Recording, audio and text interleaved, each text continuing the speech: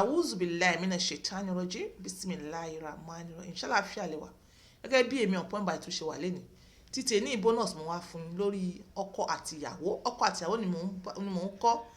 Lórí àwọn ọkọ tó máa ń sá fún ìyàwó wọn àtàwọn ìyàwó tó máa ń sá fún ọkọ. Ẹ gbọ́ títí èyí, ẹ gbọ́ yéké. Bonus ni. Kò dẹ̀ ní ju ọyọ kọ̀ọ̀kan lọ, 1. Yes, àti kò dẹ̀ ní pọ̀. So ẹ ní láti ṣe kíni, ẹ farabalẹ̀, ẹ wò tán. Ìwọ ọkọ àti ìyàwó ẹ mọ̀ sá fúnra yín o. Ìwọ ọkọ tára rẹ ò bá ṣe dáadáa, mo ti sọ pé kẹ́ ẹ pe on point by 2. Nǹkan tá a máa tà fún yín ní herbs ó wà pé ara rẹ ò ṣe dáadáa. Kò dẹ̀ mójútó other issues, health issues. Kò kí ń ṣe ìbálòpọ̀, òun ló cause health issues yẹn. In fact, ara tára rẹ máa fi yá, ara ìbálòpọ̀ ló wà. Ìwọ àti ìyàwó rẹ o, kò ṣe onígidi bush. Ọkùnrin tó bá fẹ́ kú, kó mọ lé ìtàpadà rẹ̀ rè ká. Tó bá fẹ́ tètè fẹ́ kú, àmọ́ tí ìwọ àti ìyàwó rẹ kò lè mú kó òjijì wá bẹ́ẹ̀. Ẹ bèèrè lọ́wọ́ àwọn dókítà yẹn dáadáa. Ṣé o gbé báyìí? Ẹ bèèrè lọ́wọ́ wọn dáadáa. Heart disease kò kí ń ṣe bíbá sùn ló mú heart disease wá. Ó fẹ́ wà ní disease, nǹkan mi ló fa heart disease, kò ṣe bíbá sùn.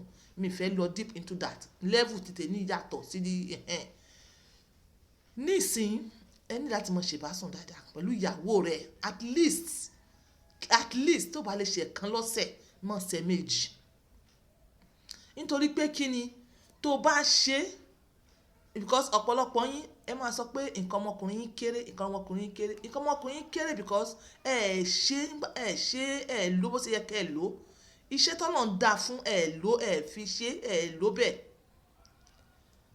At least once or twice a week nǹkan ọmọkùnrin ò lè kéré, kò ní shrink. Nǹkan tó bá ń ṣe wá tètè mọ̀.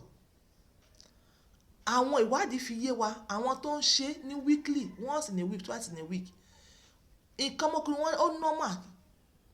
Then àwọn tó fi kalẹ̀ tí wọ́n fi ṣe kankan once in a month, ó ti ń shrink, kò ṣiṣẹ́.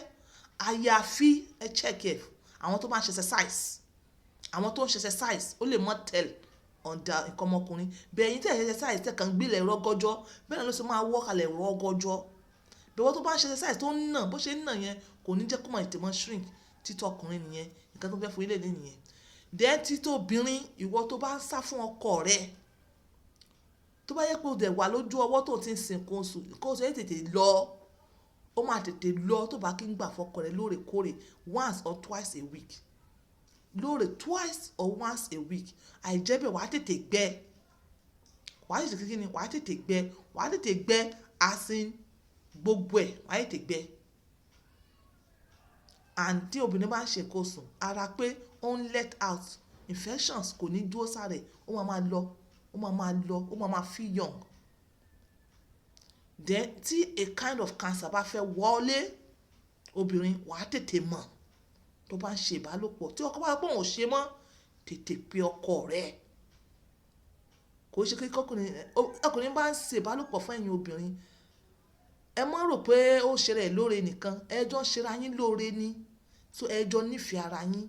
Then ìbásùn nìkan kọ́ ẹ máa ṣe, ẹ take care ara yín, ẹ ra oúnjẹ síra yín, ẹ ra oúnjẹ tó dáa, ẹ ra gift fúnra yín, give and take nílé ayé. Ọkùnrin bẹ́ẹ̀ bá ẹ sùn, tọ́lọ́run bá dẹ̀ sí ẹ tó dẹ̀ ń ṣiṣẹ́ gidi, ìwọ náà mọ̀ retaliate by buying something good fún tó máa fi renovate ẹ̀jẹ̀ rẹ̀.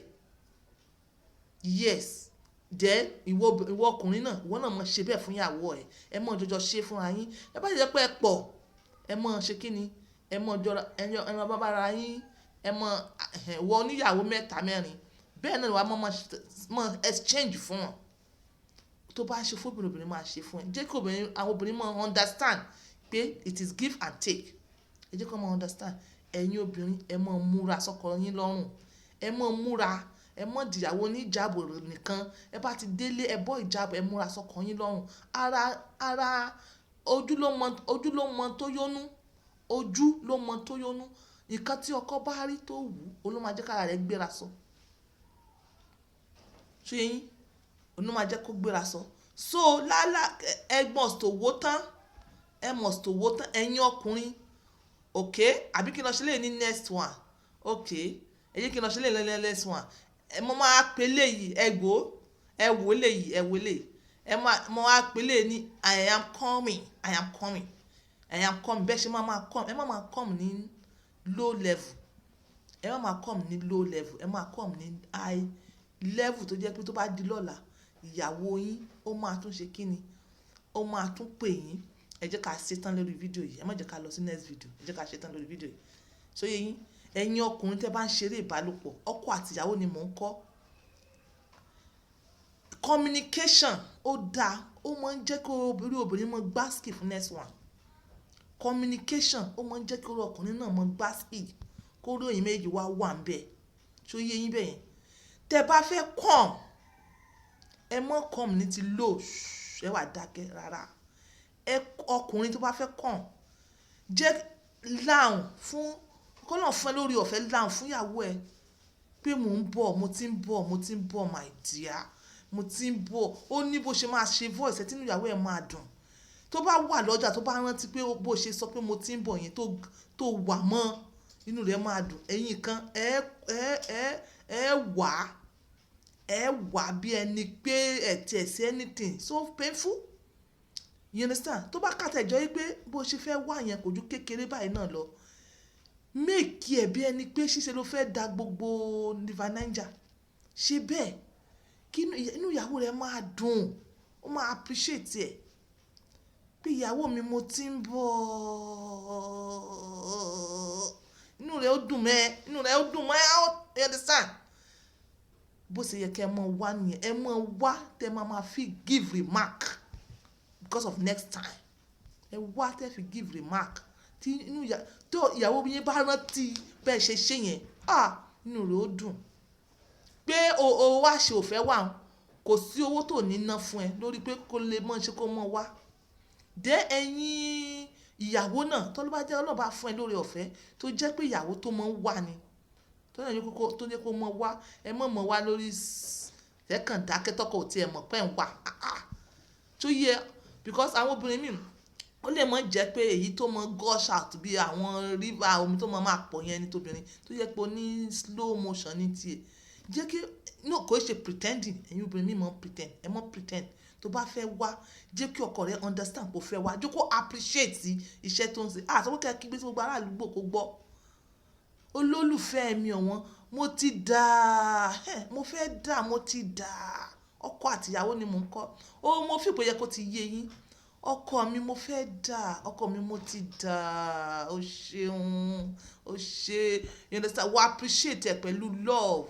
Smile, kiss your husband. Understand?